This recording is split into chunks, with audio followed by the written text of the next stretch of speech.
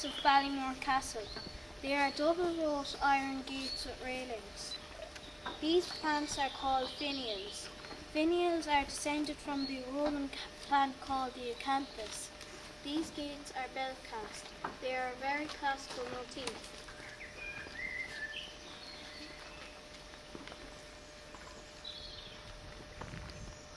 We are now standing in the avenue of Ballymore Castle.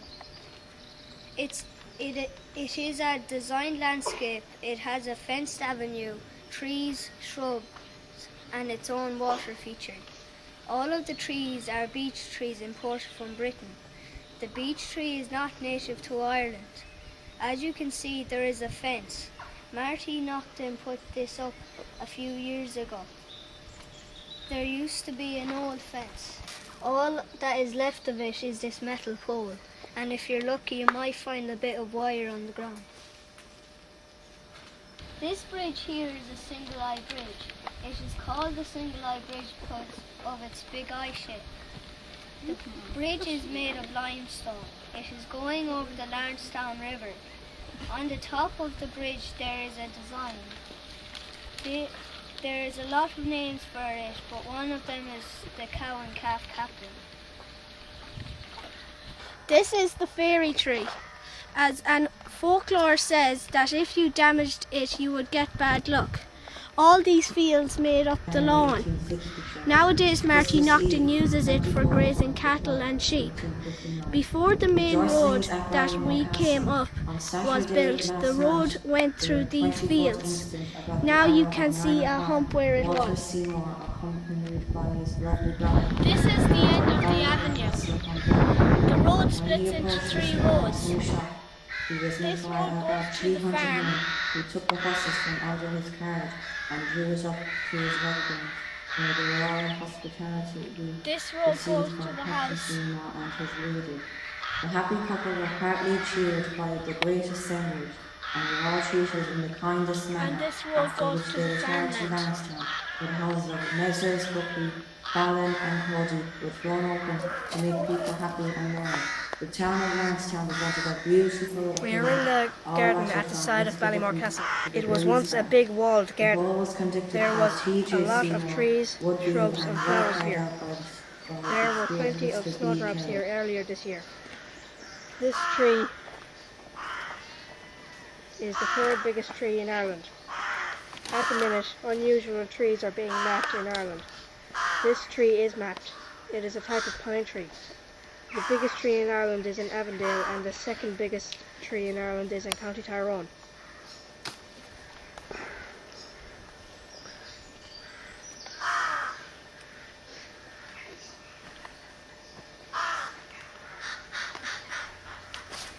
These were 2 outdoor toilets. The water was redirected underneath, so it acted as a flush. Partisans and crenellations where soldiers used to hide behind so they could drop things on top of the enemy.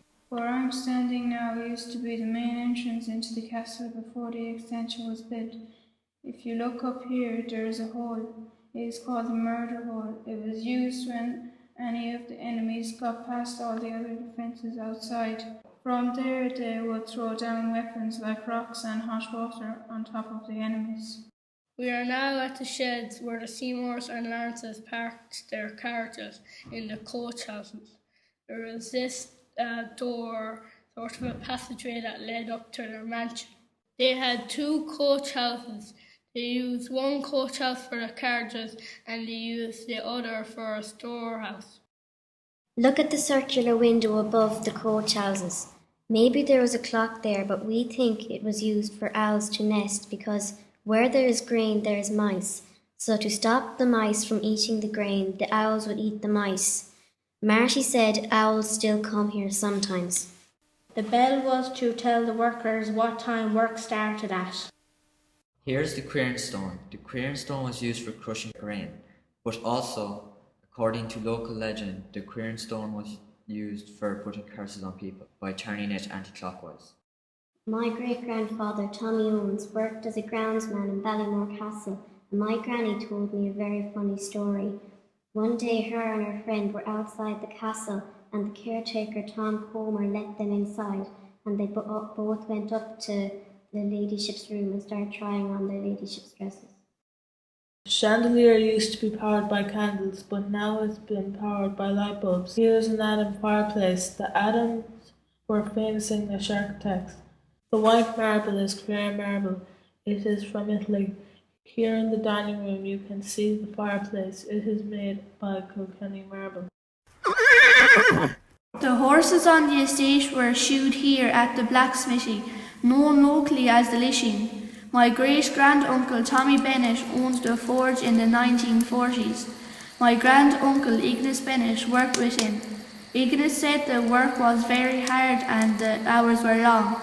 It cost 6 shillings for a pair of shoes. They also shoed cartwheels.